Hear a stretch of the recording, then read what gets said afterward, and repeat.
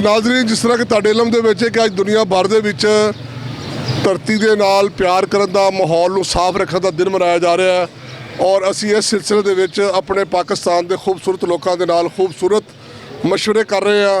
आइए गलबात कर रहे हैं एक नौजवान साथी नाल। जी अस्सलाम वालेकुम सर। वालेकुम सलाम। सर जी, जिस तरह कि तुहाडे इलम च कि अज दुनिया भर दे विच माहौल नूं साफ रखण दा, ज़मीन नूं साफ रखण दा दिन मनाया जा रहा है। अज के दिन के हवाले नाल की पाकिस्तानियों नूं की पैगाम दिओगे और की हुकूमती अदारियां नूं मशवरा तजवीज़ की दिओगे? सर गल ये है कि मैं तो यही कहांगा कि सानू हैज़ ए पाकिस्तानी तो मुसलमान सफाई का ख्याल रखना चाहिए। ठीक है ना, सानू इर्द गिर्द का माहौल जोड़ा अपने इर्द गिर्द जिथे असीं रहने हैं, जिथे असीं बहने हैं, वो साफ रखना चाहिए। गंदगी नहीं फैलानी चाहिए, पोल्यूशन तो बचना चाहिए, ना पोल्यूशन फैलानी चाहिए बल्कि दूसरों को अवेयरनेस देनी चाहिए कि मकसद इस चीज़ नाल पोल्यूशन फैल रही है या गंदगी फैल रही है। अगर कोई बंदा इस काम दे विच इनवॉल्व है तो सानू उन्होंने मोटिवेट करना चाहिए कि यार काम ना करो, पढ़े लिखे इंसान नूं यह काम करना चाहिए। सर गल याद आ रही है कि जिस तरह तुहाडे इलम दे विच कि सुप्रीम कोर्ट ने शॉपर बैगां दे उत्ते पाबंदी लगाई सी और लोग इन्हूं बड़ी बेरहमाना तरीके नाल गंदे नाले सुट दिंदे ने, माहौल नूं आलूदा करदे ने, लेकिन उस पाबंदी का कोई उहदे ते अमल दरामद नहीं होया। की कहना चाहोगे इस हवाले नाल? सर यह तो हुकूमती इदारियां की गलत सारी फेलियर है ना। तुसीं यह वेखो कि यह तो अमल दरामद हुकूमती इदारियां ने कराना है। जिस इदारे नूं यह ड्यूटी सौंपी गई है अगर वो इदारे नहीं करवा पा रहा तो फिर उन्होंने फेलियर है। आवाम तो बेवकूफ़ जी है, आवाम नूं तो शौर है ही नहीं। उन्होंने तो एक दिन तुसीं समझाओगे दूसरे दिन भूल जाएगी। जी अस्सलाम वालेकुम सर। जी वालेकुम सलाम। सर जी, तुहाडे इलम दे विच कि माहौल गलियां मुहल्लियां दा बड़ा गंदा जिहा है, अज दुनिया दे विच आलमी दिन मनाया जा रहा है। की पैगाम दिओगे हुकूमत नूं अज दे लोकां नूं साडे?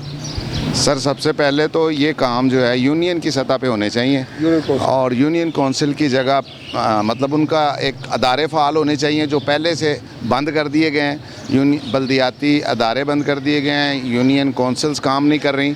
ये यूनियन लेवल पे काम होना चाहिए। जो हमारे सीवरेज सिस्टम है उनको फ़ाल होना चाहिए।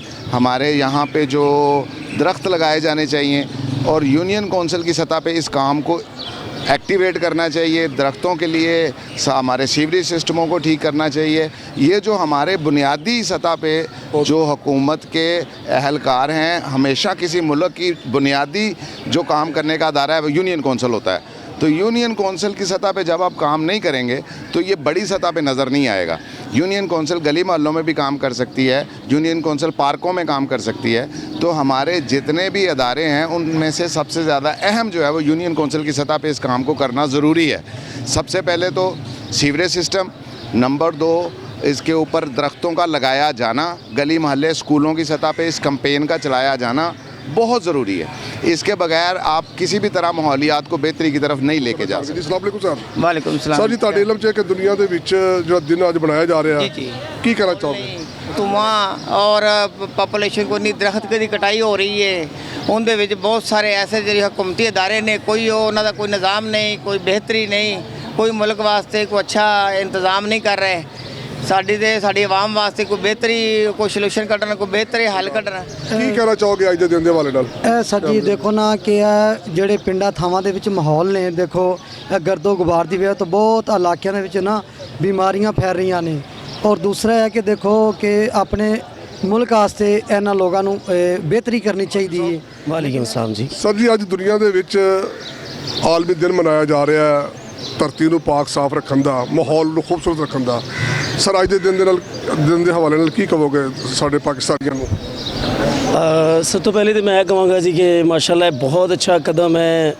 ये हर कंट्री इस तरह ही होंदा है। साढ़े पाकिस्तान भी हो जाए तो बहुत बेहतर है।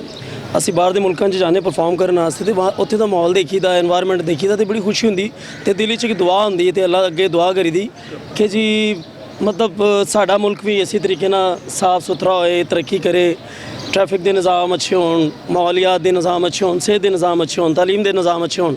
तो लेकिन वो बदकिस्मती के नाल साढ़े पाकिस्तान च नहीं होंदा। तो अगर इस तरह किया जाए तो बहुत अच्छी गल है। हाशमी साहब, हुकूमती अदारियां की कारकर्दगी तो जो माहौलियात को खूबसूरत रखने वास्ते कर रहे हैं, क्या तुम मुतमिन हो? और अगर नहीं है तो की तजावीज़ देना चाहोगे? सर पहले तो मैं कहांगे पाकिस्तान के किसी भी हुकूमती निज़ाम में मैं कहांगा, मैं कोई किसी को क्रिटिसाइज़ नहीं कर रहा, सिर्फ मैं कहना चाहांगा कि जेडे साढ़े पाकिस्तान के अदारे ने इन्हों बहुत अच्छे तरीके काम करना चाहिए। पाकिस्तान कुछ भी नहीं हो रहा, ਮਾਹੌਲੀਅਤ ਛੱਡ ਕੇ ਪਹਿਲੇ ਤੇ ਮਾਹੌਲ ਸਹੀ ਕਰਨ ਤੋਂ ਪਹਿਲੇ ਨਾ ਪਾਕਿਸਤਾਨ ਦੀ ਜਿਹੜੀ ਹਕੂਮਤ ਹੈ ਨਾ, ਇਹ ਆਪਣੀ ਜਿਹੜੀ ਕਰਪਸ਼ਨ ਹੈ ਨਾ ਉਹਨੂੰ ਖਤਮ ਕਰੇ, ਕਿਉਂਕਿ ਹਰ ਇਦਾਰਾ ਹਰ ਮਹਿਕਮਾ ਕਰਪਟ ਹੈ, ਹਰ ਮਹਿਕਮੇ 'ਚ ਮਾਫੀਆ ਬੈਠਾ ਹੋਇਆ ਹੈ। ਤੇ ਪਹਿਲੇ ਤੇ ਉਹਨੂੰ ਸਾਫ਼ ਕਰਨ, ਮੁਲਕ ਤੇ ਬਾਅਦ ਹੀ ਸਾਫ਼ ਹੋਏਗਾ, ਮਾਹੌਲ ਤੇ ਬਾਅਦ ਹੀ ਸਾਫ਼ ਹੋਏਗਾ। ਪਹਿਲੇ ਹਕੂਮਤੀ ਜਿਹੜੇ ਨਿਜ਼ਾਮ ਨੇ ਨਾ ਉਹਨਾਂ ਨੂੰ ਸਾਫ਼ ਕੀਤਾ ਜਾਏ, ਕਿਉਂਕਿ ਪਹਿਲੇ ਉਹਦੇ 'ਚ ਬਹੁਤ ਕਰਪਸ਼ਨ ਹੈ, ਪਹਿਲੇ ਉਹਨੂੰ ਸਾਫ਼ ਕੀਤਾ ਜਾਏ। ਕਿਆ ਜਿਹੜੇ ਹਕੂਮਤ ਦਰਖਤ ਵਗੈਰਾ ਲਗਾਉਣ ਦੀ ਅਕਸਰ ਮੁਹਿੰਮ ਚਲਾਉਂਦੀ ਹੈ, ਕਿਆ ਉਸ ਤਾਦਾਦ ਨਾਲ ਸਾਡੇ ਮੁਲਕ ਦੇ ਦਰਖਤ ਲੱਗ ਰਹੇ ਨੇ? ਸਰ ਜਿਹੜੇ ਲੱਗੇ ਸੀ ਉਹ ਵੀ ਲਾ ਰਹੇ ਨੇ, ਕਿਉਂਕਿ ਉਹਨਾਂ ਨੇ ਜਿਹੜੇ ਆਪਣਾ ਮਾਫੀਆਜ਼ ਬੈਠੇ ਨੇ ਨਾ, ਹੁਣ ਮੈਂ ਨਾਮ ਨਹੀਂ ਲਾਣਾ ਚਾਹ ਰਿਹਾ ਉਹਨਾਂ ਦਾ, ਸਭ ਨੂੰ ਪਤਾ ਹੈ, ਕਿਉਂਕਿ ਉਹ ਜਿਹੜੇ ਲੋਕ ਬੈਠੇ ਨੇ ਨਾ ਉਹ ਦਰਖਤ ਤੇ ਜ਼ਰਈ ਜ਼ਮੀਨ ਹੈ ਸਾਰੀ ਖਤਮ ਕਰਕੇ ਉੱਥੇ ਸੁਸਾਇਟੀਆਂ ਬਣਾ ਰਹੇ ਨੇ, ਕੱਟ ਕੇ ਸੁਸਾਇਟੀਆਂ ਬਣਾਈ ਜਾ ਰਹੇ ਨੇ। ਉਹ ਜਿਹੜੇ ਲੱਗੇ ਨੇ ਉਹਨਾਂ ਨੂੰ ਵੀ ਲਾ ਰਹੇ ਨੇ, ਮਜ਼ੀਦ ਇਹਨਾਂ ਨੇ ਕੀ ਲਾਣਾ ਹੈ। ਜੀ ਅਸਲਾਮ ਵਾਲੇਕੁਮ ਨਾਜ਼ਰੀਨ, ਜਿਸ ਤਰ੍ਹਾਂ ਕਿ ਤੁਹਾਡੇ ਇਲਮ 'ਚ ਕਿ ਅੱਜ ਦੁਨੀਆ ਭਰ ਦੇ ਵਿੱਚ ਯੌਮੁਲ ਅਰਜ਼ ਮਨਾਇਆ ਜਾ ਰਿਹਾ ਹੈ, ਧਰਤੀ ਨੂੰ ਸਾਫ਼ ਰੱਖਣ ਦਾ, ਮਾਹੌਲ ਨੂੰ ਸਾਫ਼ ਰੱਖਣ ਦਾ ਦਿਨ ਮਨਾਇਆ ਜਾ ਰਿਹਾ, ਔਰ ਅਸੀਂ ਮੁਖਤਲਿਫ ਖਿਆਲ ਲੋਕਾਂ ਨਾਲ ਗੁਫ਼ਤਗੂ ਕੀਤੀ, ਜਿਹਦੇ ਵਿੱਚ ਉਹਨਾਂ ਦਾ ਬਹੁਤ ਜ਼ਿਆਦਾ ਮੁਤਾਲਬਾ ਇਹੀ ਹੈਗਾ ਕਿ ਇਸ ਮੁਲਕ ਦੇ ਵਿੱਚ ਦਰਖਤ ਜ਼ਿਆਦਾ ਲਗਾਏ ਜਾਣ, ਜਿਹੜੀ ਹੈ ਹਕੂਮਤੀ ਅਦਾਰੇ ਸਖਤ ਇਕਦਾਮਾਤ ਕਰਨ, ਔਰ ਕਵਾਨੀਨ ਜਿਹੜੇ ਬਣਾਏ ਗਏ ਨੇ ਇਸ ਨੂੰ ਗੰਦਗੀ ਨੂੰ ਰੋਕਣ ਦੇ ਵਿੱਚ ਔਰ ਮਾਹੌਲ ਨੂੰ ਖੂਬਸੂਰਤ ਰੱਖਣ ਦੇ ਵਿੱਚ, ਉਹਨਾਂ ਦੇ ਉੱਤੇ ਜ਼ਿਆਦਾ ਸਖਤੀ ਨਾਲ ਅਮਲ ਕੀਤਾ ਜਾਏ। ਤੇ ਹੁਣ ਅਸੀਂ ਇਸ ਕਾਨੂੰਨ ਦੀ ਗੱਲ ਹੋਈ ਔਰ ਇਹਦੇ ਤੇ ਅਮਲਦਾਰੀ ਦੀ ਗੱਲ ਹੋਈ, ਤੇ ਸਾਡੇ ਨਾਲ ਇਸ ਵੇਲੇ ਮੌਜੂਦ ਨੇ ਜਨਾਬ ਸਦੀਕ ਸ਼ਾਹੀਨ ਭੱਟੀ ਸਾਹਿਬ, ਸੀਨੀਅਰ ਕਾਨੂੰਨਦਾਨ ਨੇ। ਉਹਨਾਂ ਨੂੰ ਅੱਜ ਦੇ ਇਸ ਮੌਜੂ ਦੇ ਹਵਾਲੇ ਨਾਲ ਗੁਫ਼ਤਗੂ ਦੀ ਮੈਂ ਦਰਖਾਸਤ ਕਰਾਂਗਾ ਕਿ ਭੱਟੀ ਸਾਹਿਬ, ਅੱਜ ਤੁਹਾਨੂੰ ਪਤਾ ਹੈ ਕਿ ਯੌਮੁਲ ਅਰਜ਼ ਮਨਾਇਆ ਜਾ ਰਿਹਾ ਦੁਨੀਆ 'ਚ, ਔਰ ਕੀ ਕਹਿਣਾ ਚਾਹੋਗੇ ਔਰ ਸਾਡੀ ਆਵਾਮ ਨੂੰ ਔਰ ਸਾਡੇ ਪਾਕਿਸਤਾਨ ਦੀ ਕੌਮ ਨੂੰ ਔਰ ਸਾਡੇ ਇਸ ਅਦਾਰਿਆਂ ਨੂੰ ਕੀ ਕਾਨੂੰਨੀ ਮਸ਼ਵਰਾ ਔਰ ਕੀ ਇਹਨਾਂ ਨੂੰ ਰਾਏ ਦੇਣਾ ਚਾਹੁੰਦੇ ਹੋ? ਜੀ ਅਸਲਾਮ ਵਾਲੇਕੁਮ ਭੱਟੀ ਸਾਹਿਬ। ਜੀ ਵਾਲੇਕੁਮ ਅਸਲਾਮ। ਬਹੁਤ ਸ਼ੁਕਰੀਆ ਭੱਟੀ ਸਾਹਿਬ, ਅੱਜ ਦਾ ਮੌਜੂ ਬੜਾ ਤੁਹਾਡੇ ਇਲਮ 'ਚ ਅਹਿਮ ਹੈਗਾ ਤੇ ਯੌਮੁਲ ਅਰਜ਼ ਮਨਾਇਆ ਜਾ ਰਿਹਾ, ਤੇ ਬਤੌਰ ਕਾਨੂੰਨਦਾਨ ਔਰ ਬਤੌਰ ਤੁਸੀਂ ਇੱਕ ਜ਼ਿੰਮੇਦਾਰ ਸ਼ਹਿਰੀ। बिस्मिल्लाहिर्रहमानिर्रहीम, अस्सलाम वालेकुम। कि आरिफ खान साहब, आपने मुझे अपने प्रोग्राम में लाभकुशाई का मौका दिया, तो उस हवाले से मैं सबसे पहले यौमुल अर्ज़ के हवाले से कुछ गुफ्तगू करूँगा कि आपने इस खूबसूरत मौके पर मुझे लाभकुशाई का मौका दिया है। तो उस हवाले से मैं बता दूं कि यौमुल अर्ज़ बेसिकली ज़मीन के साथ, ये धरती माँ के साथ हमारा एक जो संबंधन है, जो हमारा एक रिश्ता है, उसके हवाले से उसकी मोहब्बत का इजहार है, जिसको हम यौमुल अर्ज़ के नाम से पुकारते हैं। और ये जो है वो मतलब पूरी दुनिया इसको मनाती है। तो अब देखना ये है कि 1970 में सबसे पहले इसका जो आलमी दिन था उसका आगाज़ हुआ। 1970 में सबसे पहले सर बहुत सारे ममालिक में, इसमें हमारे जो मतलब बहुत से जो ज़मीन अर्थ के हवाले से मतलब इंफॉर्मेशन थी उनकी, और उन्होंने अपना इसकी अहमियत के हवाले से मतलब उसको उजागर करने के लिए सब मुल्कों को इकट्ठा किया और कहा कि हमारे जो ममालिक हैं इसके अंदर फ़ज़ा का आलूदा होना बहुत ख़तरनाक है, और मतलब इसको किस तरह पाक रखा जा सकता है, और लोगों को इसकी अवेयरनेस नहीं है।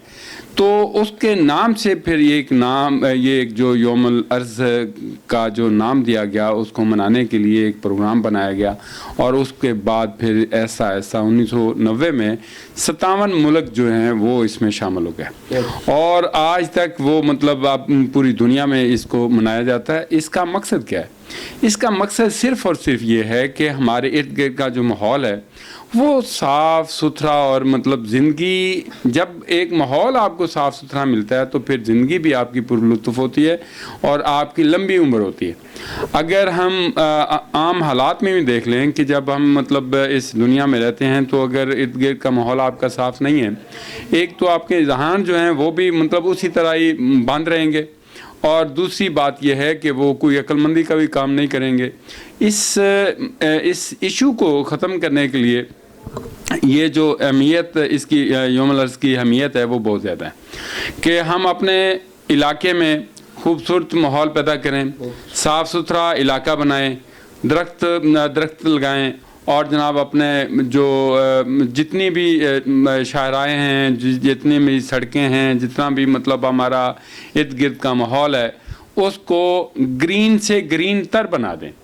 इससे ये होगा कि एक तो आपकी फ़ज़ा जो है वो बिल्कुल पुरलुत्फ़ हो जाएगी, साफ़ शफाफ हो जाएगी, اور اس کے بعد پھر جناب مطلب آپ کی زندگی پہ بھی اس کے بہت سے اثرات پڑیں گے۔ اب جہاں تک اس کا تعلق، دیکھیں یہ بھی ایک قانون قدرت ہے۔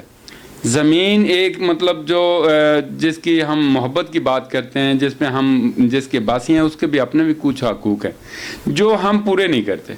ان حقوق کو پورا کرنے کے لیے اس میں کردار سب سے بڑا ہماری حکومتوں کا بھی ہے، چونکہ حکومت کے پاس مشینری ہوتی ہے، حکومت کے پاس وسائل ہوتے ہیں، اور وہ اپنے وسائل کو استعمال کر کے اپنے ماحول کو صاف ستھرا رکھ سکتے ہیں، اور پھر وہ اپنی ایسی پالیسیاں بنا سکتے ہیں جس سے اویئرنیس دی جائے لوگوں کو کہ وہ جناب مطلب اپنے ارد گرد کے ماحول کو صاف رکھیں، اور اپنی سڑکیں اور اپنے باغات جو ہیں وہ لگائیں، اور مطلب اپنی گرینری، اپنی گھاس، اور مطلب یہ ساری چیزیں یہ اتنی عام کر دیں کہ مطلب ہر بندہ جہاں بھی جائے، وہاں بیٹھ بھی جائے تو اس کو یہ محسوس ہو کہ میں اپنے گھر میں یا مطلب اپنے لان میں بیٹھا ہوں۔